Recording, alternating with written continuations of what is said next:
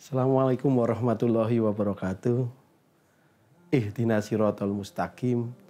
Tunjukilah kami jalan yang lurus, jalan yang benar, jalan yang bahagia, baik itu untuk kehidupan dunia dan kehidupan akhirat. Jamaah yang saya hormati, marhaban ya Ramadan. Kita memasuki bulan Ramadan. Bulan Ramadan adalah bulan yang besar, bulan yang agung, bulan yang Tuhan Allah memberikan pelipatan pahala kepada umat manusia, baik itu dilipat gandakan, ada yang bilang 10 kali, 70 kali, 700 kali.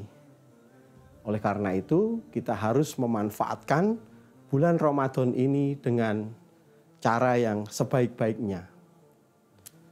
Namun demikian, kita harus hati-hati juga karena ada satu riwayat yang menceritakan bahwa pada suatu saat Rasulullah Muhammad SAW berjalan keliling kota bersama sahabatnya di bulan Ramadan.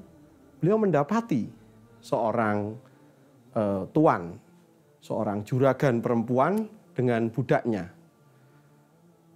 Juragan perempuan itu marah-marah dan marah-marah dengan mungkin sangat berlebih-lebihan, menghardik kepada budaknya itu. Kemudian Rasulullah menghampirinya dan Rasulullah meminta kepada para sahabat, tolong saya diambilkan makan sama minum. Juragan itu atau si tuan itu kemudian mengatakan, saya puasa Rasulullah. Kemudian Rasulullah mengatakan, ada banyak orang di bulan Ramadan berpuasa, tapi tidak punya nilai ibadah apa-apa. Dia tidak mendapatkan apa-apa kecuali lapar dan haus. Tentu kita tidak ingin hal itu terjadi kepada diri kita. Oleh karena itu, kita harus membuat strategi bagaimana menghadapi bulan Ramadan ini sehingga kita bisa mendapatkan pahala sebanyak mungkin. Nah, strateginya tentu kita harus ingat salah satu hadis yang mengatakan man kana yu'minu billahi wal yaumil akhir. Barang siapa percaya kepada Allah, mengimani Allah dan hari akhir, maka kita harus fal yakul khairan, berbicara yang baik. Jadi kita harus berbicara yang baik. Atau auliyasmut, tutup mulut atau diam. Saya pikir ini adalah sebuah strategi yang cukup baik dan harus kita lakukan di bulan Ramadan agar pahala kita itu tak bertambah dan dosa kita itu tidak bertambah gitu. Nah,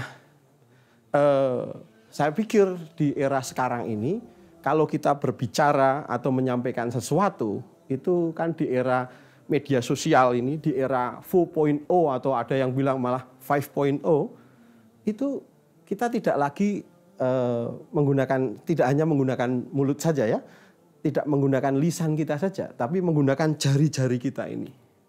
Maka kita juga harus hati-hati menggunakan jari-jari kita. Jangan sampai kemudian kita ingat kalau dulu mulutmu adalah harimaumu, sekarang adalah tanganmu, jari-jarimu itu adalah harimaumu. Nah, maka kemudian kita harus bagaimana punya etika dalam bermedia sosial.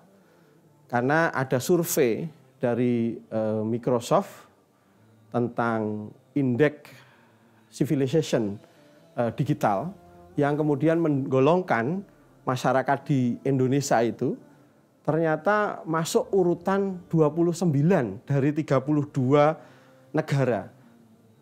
Yang Indonesia itu diklaim berisik, selain itu warganya itu tidak sopan. Saya pikir klaim itu kalau kemudian dihubungkan dengan Islam harusnya tidak terjadi. Oleh karena itu kita harus mengendalikan diri dan bagaimana kita bisa membuat konten-konten positif di media sosial itu.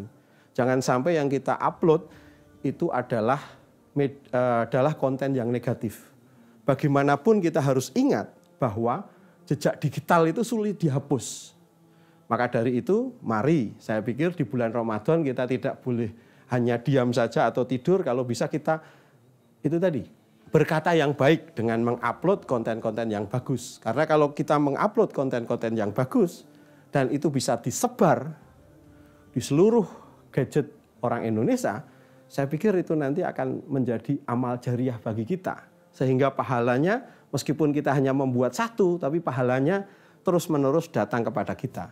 Jangan sampai sebaliknya, kita upload sesuatu yang buruk, membuat kacau, kemudian menyebabkan orang lain bertindak negatif, sehingga itu juga akan bisa menjadi amal dosa jariah kita juga. Saya pikir yang harus kita lakukan adalah bagaimana kita di bulan puasa itu bisa mengendalikan diri.